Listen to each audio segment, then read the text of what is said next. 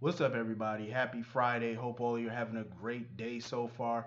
Um, just to let everyone know, I did not get to see the last 10 minutes of this episode, the ending of the episode, due to President Trump's bullshit press conference. I swear, ever since he became president, it's like he always has to have a press conference every day. It's ridiculous. So anyway, I'm just gonna talk about what I did see. So if y'all saw the ending, let me know how the ending was. Anyway, getting into this episode, Molly Burnett is filling in for Kristen Storms because of her illness. She had the flu, so they got Molly Burnett to fill in for her for a few days. Anyway, Anna Devane is pissing me off to no avail. Just she's irritating the shit out of me. It's like she keeps telling Robert, "Oh, I want to find Peter so that way he's exonerated."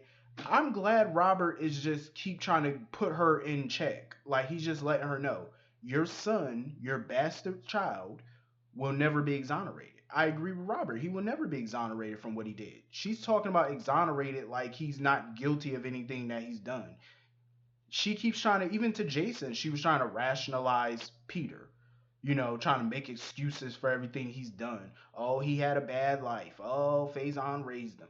Stop coming up with all these damn excuses for that boy. He did what he did. Nobody put a gun to his head. Nobody forced him to do what he did. He held that man captive for 5 years, had him drugged out of his mind. He did all those things. He even kept Jason alive just to use him as a puppet to kill his father because he didn't have the balls to do it himself. That's what it was. He used his brother, a brother that, Nathan didn't even know he had. He used him for his own means. I'm pretty sure, I believe he did not mean for Nathan to die, but at the end of the day, he's directly, indirectly responsible for his death at the end of the day. Anna can make all the bullshit excuses she wants for the boy. It doesn't matter. He's guilty of sin. Not to sound hypocritical because everybody in this town is guilty, but it's a little different for Peter, seeing as how Peter's the new kid on the block, and everybody else who's done dirt in this town has been in this town for years, so they get a not a pass, but it's like we can understand that. But he's new. It's like we don't really care about Peter at this point. He's new. I know some people like Peter. I'm not gonna say I hate the character, but he's guilty, point blank. He's guilty of sin. She's talking about exonerating him like he didn't do anything that he's accused of. He's guilty as shit. And I already know for a fact it was Obrecht who put that needle in his back and knocked his dumb ass out. Now she got him all tied up in some room.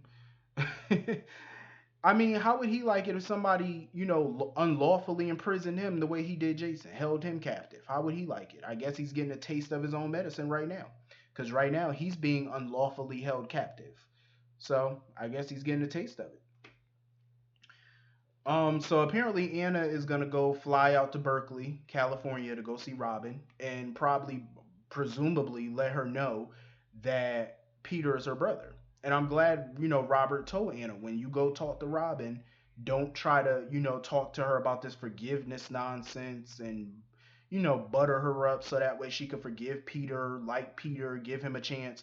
Robin does not owe that boy nothing. If she wants a brother sister relationship with him, that's for her to decide. But I'm pretty sure she's not gonna want that. Why would she want to have any type of relationship with Cesar Faison's son? I doubt it.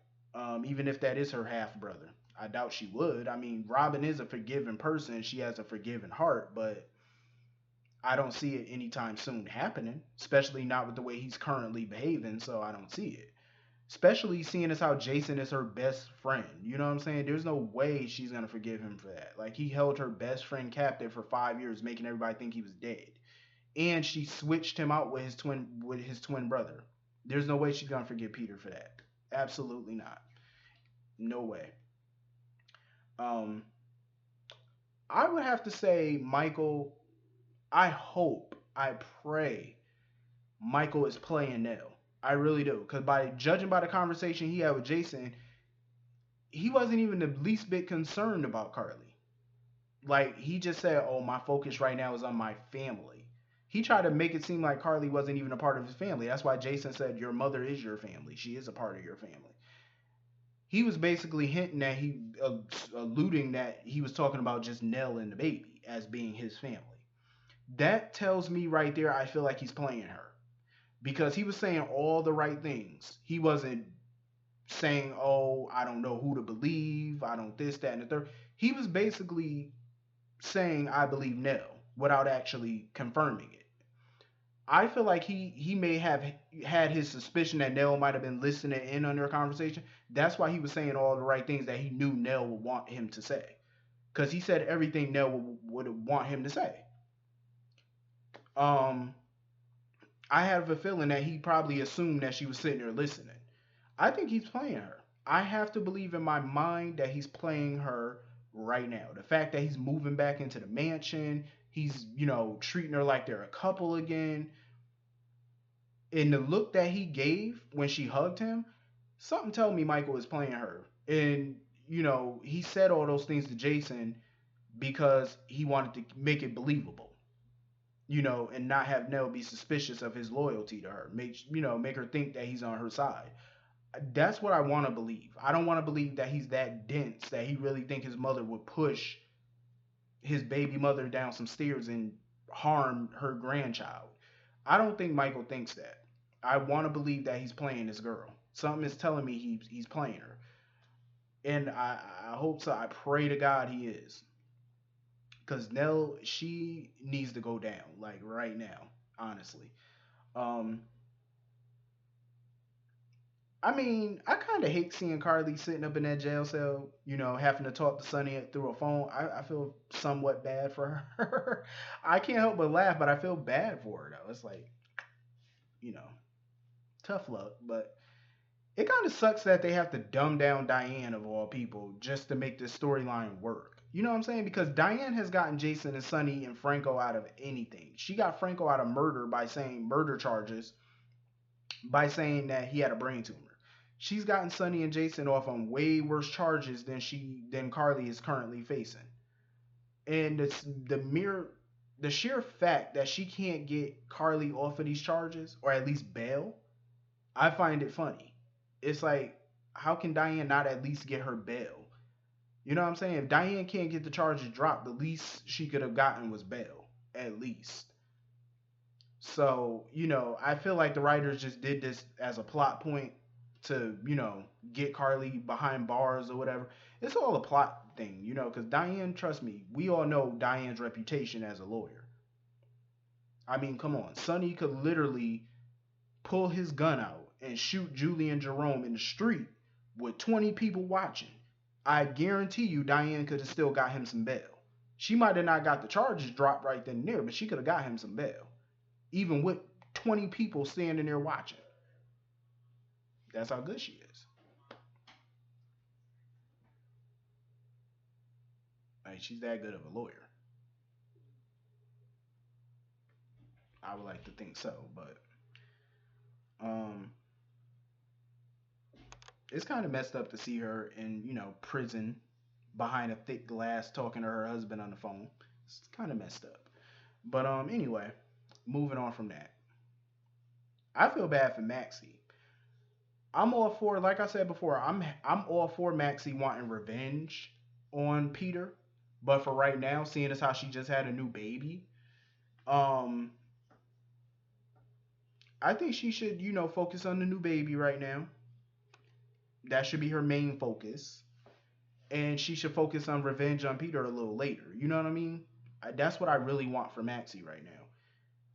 Nina, I feel bad for her too in a way, but I think divorcing Valentine, I think is the right thing for her to do. I mean, I know what some people are gonna say she should give him a second chance because other people on the show have done worse and their spouses still stand behind them or whatever. Yeah, but it's like, how many lies can you possibly take from your spouse? I mean, if this was real life, ladies, I'm asking you this question. If this was real life and your spouse had a billion lies, just so many lies from the past and it leaked over to the present, would you be able to stay in that marriage?